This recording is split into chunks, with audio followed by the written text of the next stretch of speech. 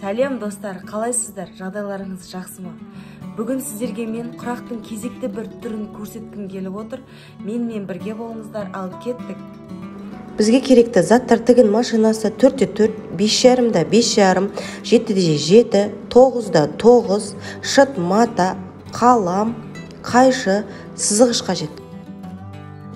Мен өзіме ыңғайлы етіп, барлық размерлерді осылай картонға сызып қиып алдым. Ең алдымен 4 бұрыштарымыздың артқы жағын қаратып, бір бұрышын екінші бұрышына қосып сызып аламыз. Сосын оны сызған бойымызбен қайшымен қырыққанда бізде әдемі 3 бұрыштар шығады.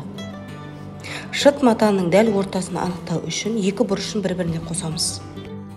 Құрағымызды бастамас бұрын 4x4 болатын 4 бұрыштарды бір-біріне алып, түгін бір-біріне жанастырып, шетін тігіп аламыз. Үшінші және төртінші 4 бұрышты да дәл осылай бір-біріне жанастырып тігеміз. Екеуін шахмат тәріздес біріктіріп, ортасын инемен қадап алсаңыздар болады. Дәл ортасын шығару үшін шетінен бір тігіп аламыз. Тігін машинасына шыт матамызды қойып, бұрыштарына сәйкестендіру үшін ортаңғы тігісті қиғаш тұрған сызған бойымызға сәйкестендіреміз. Ал ұзыннан жатқанды тігінен тұрған сызыққа сәйкестендіріп тігеміз. Сол кезде біз құрақтың дәл ортасына шахмат тәріздес қылып, құрақтың бастамасын орнатамыз. Біздің шахмат тәрізді құрағымыздың үстіңгі жағы қызыл болғандықтан, келесі қоятын элементімізде қызыл 3 бұрыш болмақ.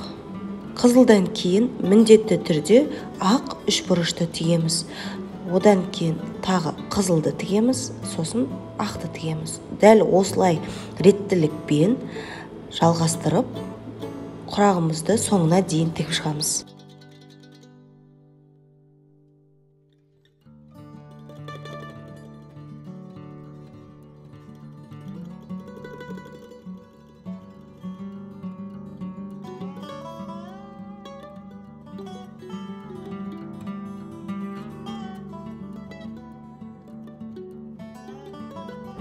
Артық тұрған жіптерді кесіп алып тастаңыздар.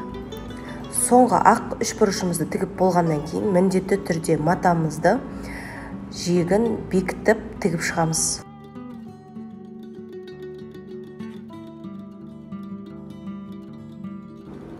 Артық қалған шыт матамызды соңында кесіп тастаймыз. Дәл осындай құрақтың 4 данасын жасайтын болсаңыздар, алдындағы видеомның сілтемесін тастап кететін боламын. Сол жақтан көріп, өздеріңіздің үйлеріңізге пайдалануға шай көрпеше жасап алсаңыздар болады. Егер де менің жасап жатқан жұмысым сіздерге ұнап жатса, менің каналыма лайк басып, комментария жазып, тіркеле кетіңіз. Мен сіздерді күтемін. Менімен бірге болыңыздар, сау болыңыздар.